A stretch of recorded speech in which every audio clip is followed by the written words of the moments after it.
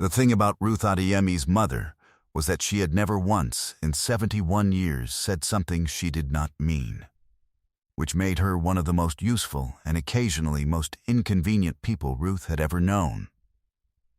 Her mother had said, at breakfast 3 weeks ago, that Ruth looked like a building that had been designed without any windows, structurally sound, entirely inhabitable, and completely without light. Ruth had put down her fork. Her mother had continued eating. Ruth had gone to work and put in 14 hours on the Adeyemi capital restructuring that had been consuming her since February. And she had not thought about the windows comment until she was in the elevator going home at 11:15 and the doors closed.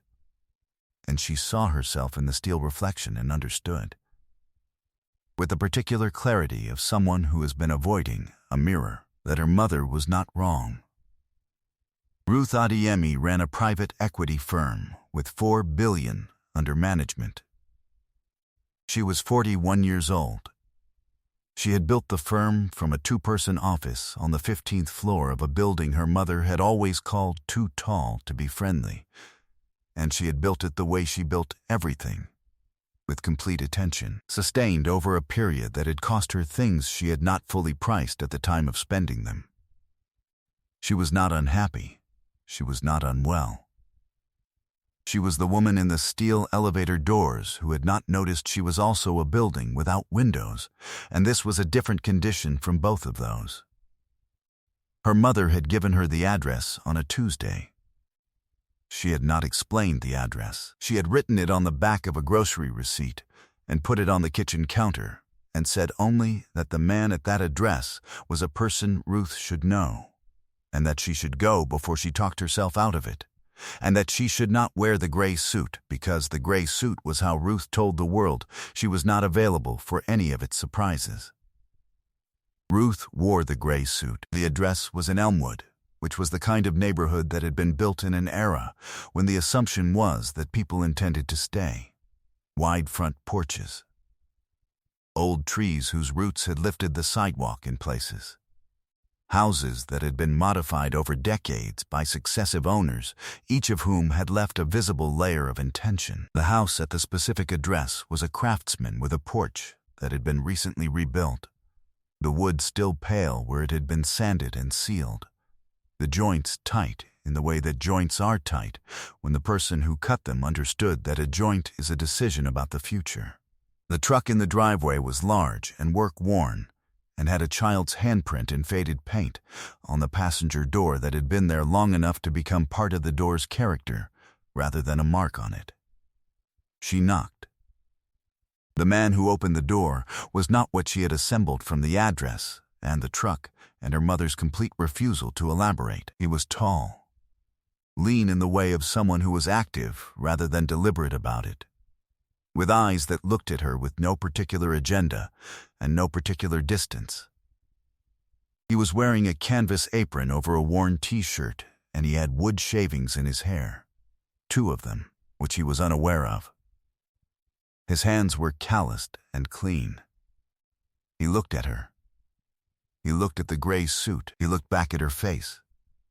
"You must be Ruth," he said.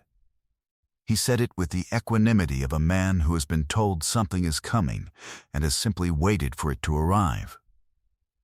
"My mother gave me this address," Ruth said. "I know," he said. "She called me last Thursday. Come in." She stood in the doorway. "She called you."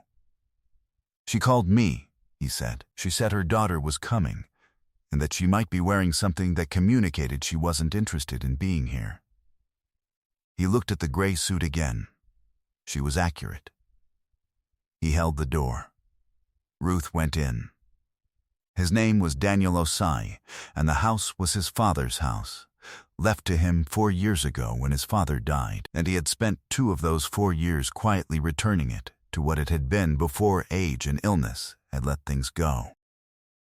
He was a Finnish carpenter and furniture maker, operating out of the workshop in the back that he had built himself into the footprint of what had been a garage, and his work found him the way work finds people who are genuinely good at something, through the specific enthusiasm of people who had hired him and could not stop telling other people about it. His clients were not always wealthy. His waitlist was always long. He charged what the work was worth, and not more and not less, and he had arrived at this pricing philosophy not through idealism, but through the observation that charging correctly attracted people who valued the work. And people who valued the work were the only people worth doing the work for. His daughter was named Clara. She was 8 years old, and she was currently in the workshop because she spent most of her non-school hours there. Not because Daniel required this, but because she preferred it. She had her own workbench, sized for her, and her own set of tools, scaled appropriately, and she was working on a small box with a fitted lid that was her third attempt at the same project, the first two having taught her things she had applied to the third.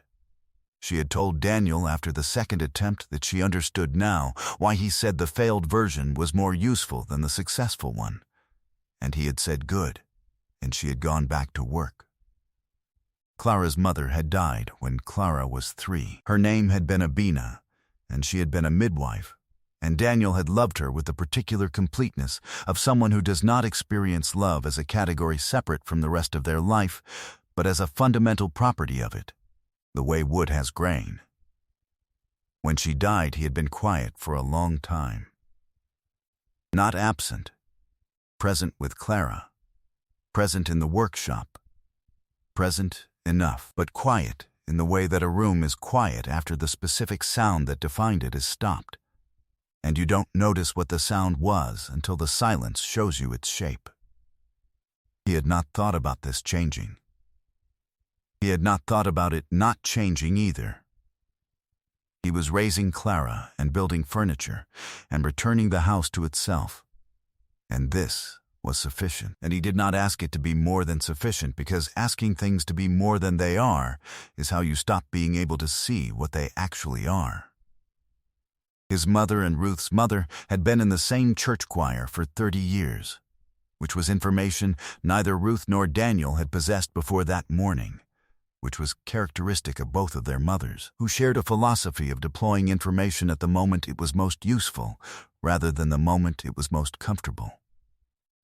Ruth sat at the kitchen table while Daniel made tea.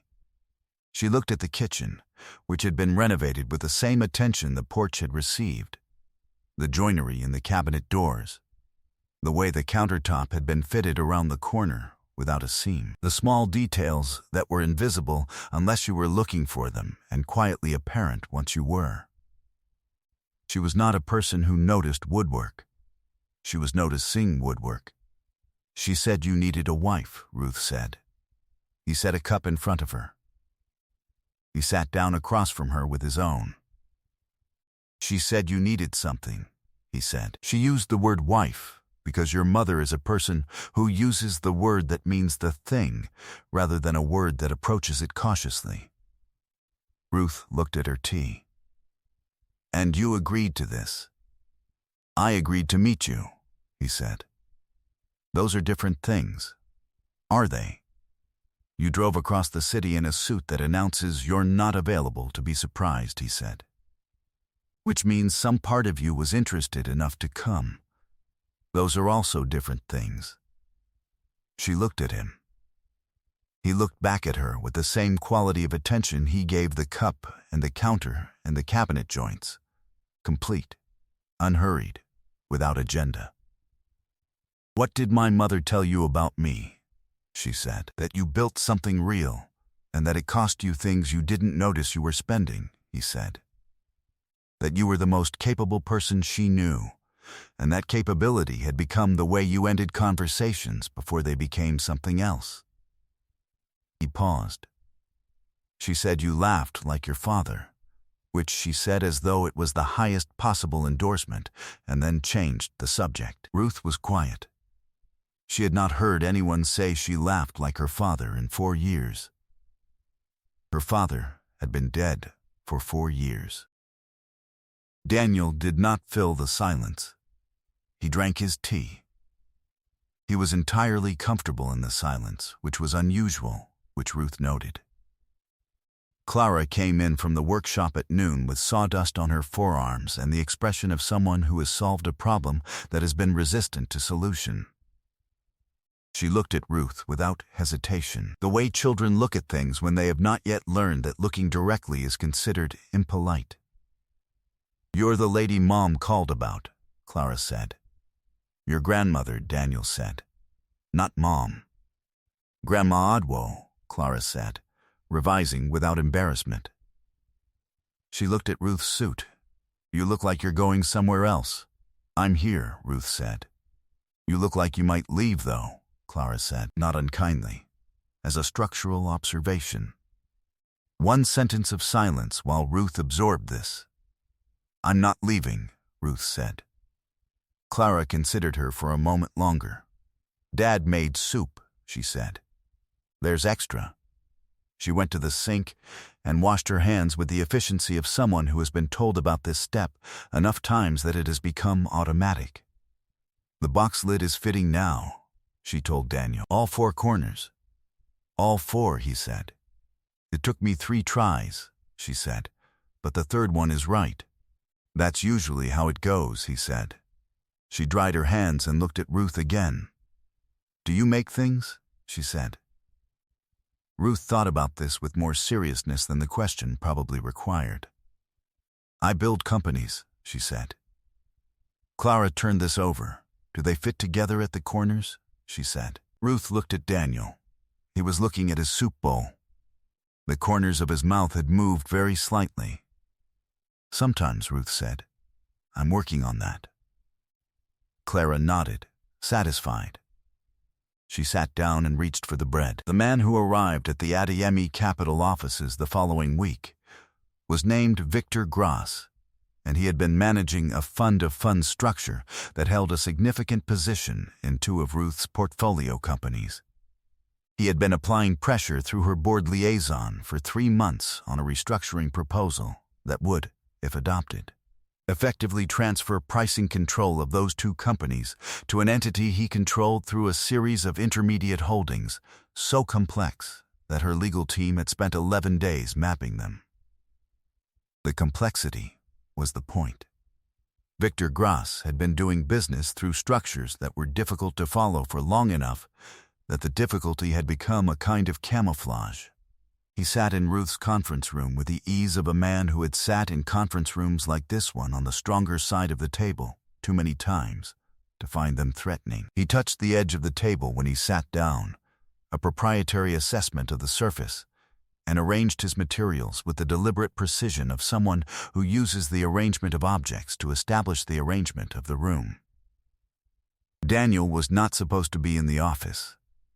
He had come to return a book Ruth's mother had sent through him, which was transparently a deployment of information at a useful moment, and he had arrived in the lobby while Victor's team was in the elevator and Ruth's assistant had put him in the conference room anteroom without knowing that timing was going to matter. He heard the meeting through the partly open door. He was not trying to listen. He listened anyway. The way you hear a joint that's wrong when you run your hand across it, not because you're looking for the error, but because you're calibrated to it. He knocked on the conference room door after 20 minutes. Ruth's assistant opened it. He looked at Ruth. Ruth looked at him. He held up the book. He said, quietly, that he thought she might want to know that the intermediate holding structure Victor was proposing had been used in an identical form in a Canadian pension restructuring in 2019, that the Ontario Securities Commission had unwound on the grounds of beneficial ownership concealment, and that the lead attorney on the OSC matter had published a case analysis the following year that mapped the structure precisely, and that the case analysis was cited in a law review article he had read 3 weeks ago because his client, whose company was also being approached by Victor's fund, had asked him to understand the situation. Ruth looked at Victor. Victor's hand moved to the edge of the table. He pressed down on it. He looked at Daniel, the canvas jacket, the sawdust that was always somewhere on him, the book in his hand, and his face moved through a sequence of reactions that resolved into the particular stillness of someone who has realized the room has changed and is calculating what that means. "Your attorney should pull the Osk case," Ruth said to Victor. Before we go further, Victor said that he was sure that was a different matter and that the comparison didn't apply. "Then it'll be quick to rule out," Ruth said. Victor's attorney, who was a man who had seen enough conference rooms to know when a door had closed, touched Victor's arm. Victor looked at his own hand on the table. He removed it. He stood without composing a formal conclusion to the meeting, which was the specific tell of a man who was already recomposing elsewhere. He left, without looking at Daniel. Ruth's legal team pulled the Osk case that afternoon. The structure was not a different matter. The comparison did apply. The restructuring proposal was withdrawn by Victor's fund the following week through a letter that cited scheduling conflicts and a strategic reorientation that had nothing to do with scheduling or strategy. Ruth stood at her office window after reading the withdrawal letter and thought about a man who had come to return a book and had heard a joint that was wrong and had said so with the same quality of attention he gave the porch and the cabinet corners and the third attempt at the box lid. She thought about her mother, who had said she looked like a building without windows, which was the kind of thing that was easier to hear from someone who was not wrong. She called Daniel from her office window with the city below her in the late afternoon. He answered on the second ring. She told him the restructuring had been withdrawn. He said good. She said she owed him something, and he said the book was from her mother, so the accounting was with her mother. She said that was a deflection. He said it was accurate. She said those weren't mutually exclusive. He was quiet for a moment, and then he said no, they weren't. And she could hear in the background the sound of the workshop, the specific rhythm of a hand plane on wood, which had stopped when he answered and had not resumed. 6 months later, Clara's box with the fitted lid sat on the kitchen counter and held the things Clara considered worth keeping in a specific place. A feather from a bird she had identified correctly on the third attempt. A note from a friend. A small piece of figured maple that Daniel had set aside because the grain was unusual, and a photograph of her mother that she had moved from her room to the box because she had decided the box was where she kept things that were both finished and permanent. She had explained this logic to Ruth one Sunday in the workshop while Daniel was fitting a drawer. Ruth had listened to the whole of it without interrupting. Clara had accepted this as correct behavior and gone back to her own bench. Ruth had stopped wearing the gray suit to Elmwood. She had not announced this change or explained it. The gray suit was for rooms that required it. Elmwood was a different kind of room. Daniel's hand was near hers on the workbench one Saturday morning when they were both looking at a piece of wood he was considering for a commission, neither of them looking at anything else. Clara was at her bench, doing something with a spoke shave that she had been practicing for a week and had not yet asked for help with, because she had decided 3 attempts was her number before asking, and she was on the second one. The workshop was warm. It smelled like cedar and linseed oil, and the specific quietness of a place where things are being made carefully by people who understand that careful and slow are not the same thing. Ruth looked at the piece of wood. She looked at where his hand was relative to hers on the surface of it. She did not move her hand. He did not move his. The grain ran straight through the center of the board and fanned out at the edges in a figure that was only visible from a specific angle, and she had been the one to notice it. And he had said yes, that's why I kept it. And she had understood that some things required a particular angle before they showed you what they were. Some doors look like walls from the wrong direction. And some walls, if you stop moving long enough to look at them properly, turn out to have been open the whole time. Share this with someone who has been standing outside a door they thought was a wall. Subscribe for more stories like this every week. And tell us, If someone who had never met you described exactly what it was costing you to live the way you were living, and they got it completely right, would you have stayed for soup? Or would you have found a reason to leave before it was ready? We read every one.